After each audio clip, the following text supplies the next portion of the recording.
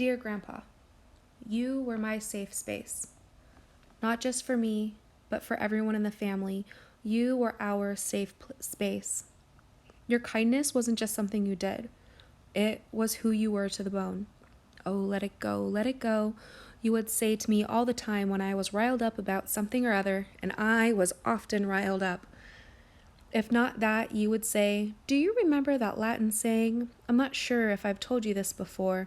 I believe it's something like illegitimi non carborundum. And I would smile, and I would act like I had not heard you say it 100 times before. Illegitimi non carborundum. That means don't let the bastards grind you down. And we would both laugh. Grandpa, you saying bastards always cheered me up. You always chose the gentle path. You spoke of living with your mom and siblings, picking strawberries with your mom and your sister in the house, playing the piano, a song that you remembered well, the name of, but a song that has left my memory. A beautiful moment you loved reflecting on, sometimes noting that she was practicing, and it wasn't all that good, but said in a tone and a smile that reflected your love for them. I had asked you and Grandma at one point where you would like to travel to. You thought for a while after I told you your original answer of, I've done all the traveling I need to, there isn't anywhere I'd like to go, wasn't sufficient for me. You said French camp. Grandma laughed. You laughed. I was confused.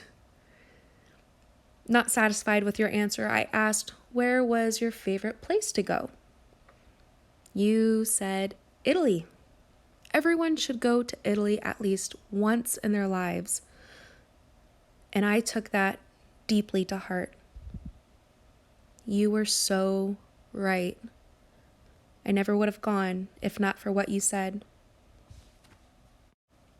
Years before, we all went to Sun River. There was a day when everyone went to climb a volcano, and you and me, we stayed behind at the cabin. Everyone seemed to be a little upset about it, but I couldn't have had a better time than I did. We worked on a puzzle. We worked on a 3D model of a boat or a plane. I can't remember what it was, but I remember the small little parts. I remember laughing a lot. I remember talking in confidence and you making me feel so much better. I remember working in silence on the puzzle with you and knowing I didn't want to be anywhere else. I remember making ice cream out of coffee creamer, 2 Ziploc bags, salt, ice, and shaking it all up. Sitting on the couch, I served it in bowls for the both of us, and we laughed because it was a little salty. One of the bags had a hole in it, and you didn't complain. You didn't complain ever. You were always there for me. You always had my back. You always supported me, even if it was at the expense of all of your white t-shirts. As a kid, I would dip smelly markers in water out in the backyard. I would fling them at your shirt, one that I had laying on the metal table, making them no longer white and now smelling like every color in the box. There was a time I realized that you woke up early before everyone. You would take a cup of coffee out in the backyard, sit in one of those metal chairs in silence, and watch as the world woke up. I started to go out there with you, sitting in the loud and beautiful silence, drinking coffee. That turned into something I do almost every day. It's become my favorite part of the day, every day. You took me to the pool at the YMCA growing up. I would spend what felt like hours trying to swim straight down to the bottom and never being able to. But every time I came up for air, you were there. Did you make it? You would ask with a smile and encouraging tone. No, I'd say breathlessly. Oh, that's all right. You always held space for me. I lived with you and Grandma for a while in my mid-20s. I had helped sign Grandma out of one of those homes and was tasked with keeping her on track drinking water and cranberry juice. I was gonna do it. Grandma needed one more glass of water for the day, and she was not having it. She wanted one more thing of ice cream instead. I tried to get her to drink the cup before, and she got mad and she got sad, and she said that it felt to her like I had turned against her. I was heartbroken. Later, you had told me a story of a family member that you had that was old when you were young.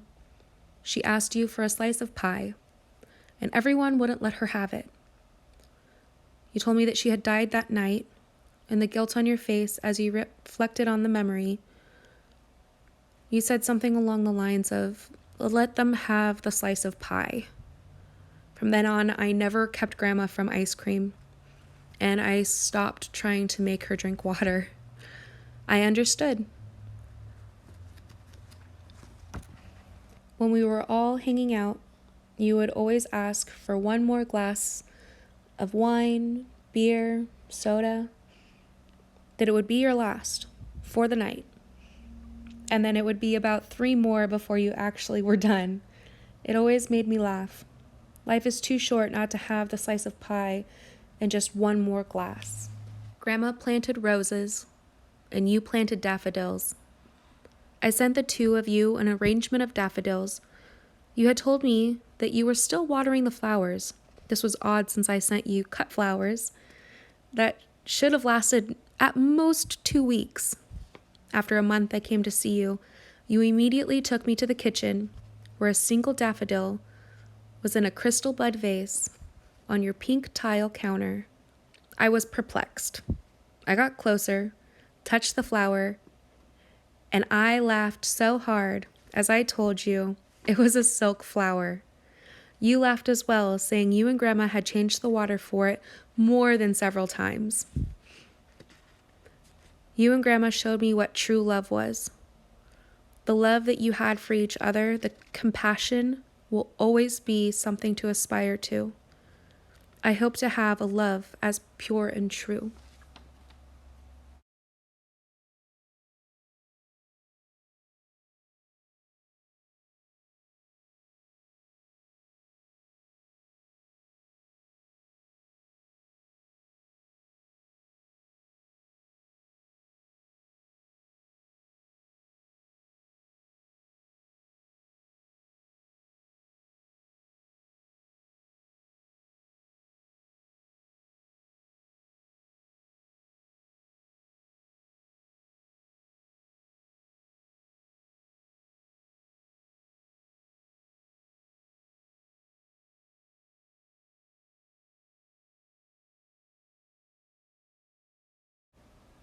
I love you to the moon and back, Grandpa.